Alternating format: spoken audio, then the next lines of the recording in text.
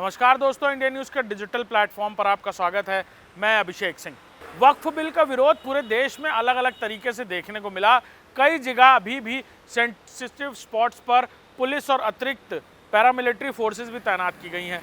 देश के कई ऐसे राज्य हैं जहां पर इस वक्फ संशोधन बिल के पास होने के बाद भी स्थितियां तनावपूर्ण होती नजर आ रही हैं।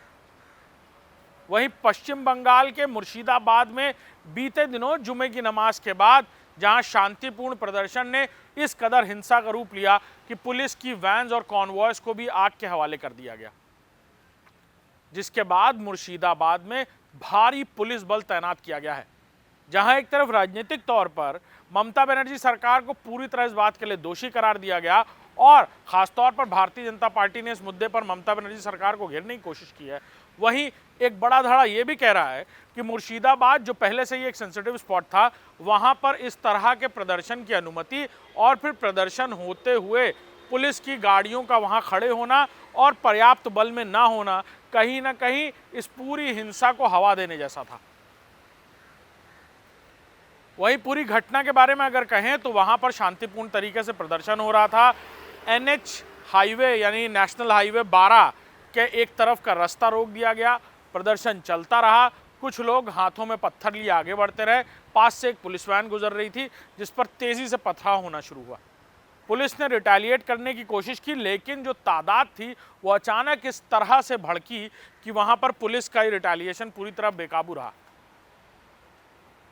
कुछ घंटों बाद वहां पर बड़ी तादाद में पुलिस बल आया, चारों तरफ से पूरी तरह बैरिकेड किया गया और देर शाम तक शांति व्यवस्था स्थापित की गई।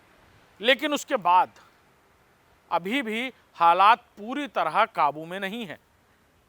पश्चिम बंगाल के डीजीपी खुद मौका मुआयना करने पहुंचे और उन्हें खुद महसूस हुआ कि यहां बड़ी तादाद में कुछ उपद्रवी हैं जो बस किसी तरह किसी दिन भी किसी घटना के इंतजार में ताक लगाए बैठे हैं।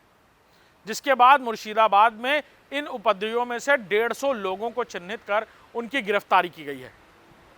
इलाके में अलग अलग जगहों पर ये जानकारी हासिल की जा रही है कि आखिर वो कौन लोग थे जिन्होंने पुलिस की गाड़ी को आग के हवाले लगाया और उस पर पत्थरबाजी की।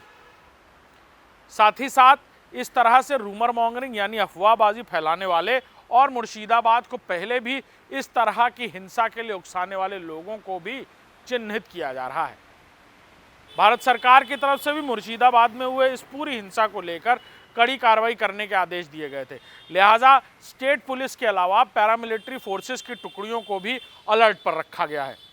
और मुर्शिदाबाद में हालांकि हालात अभी पूरी तरह काबू में है, लेकिन ये भी कहा जा रहा है कि अगले जुमे तक फिर से किसी तरह की चिंगारी भड़क सकती है।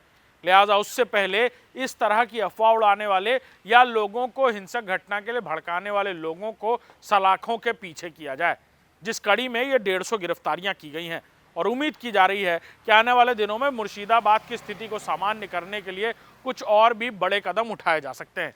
नमस्कार।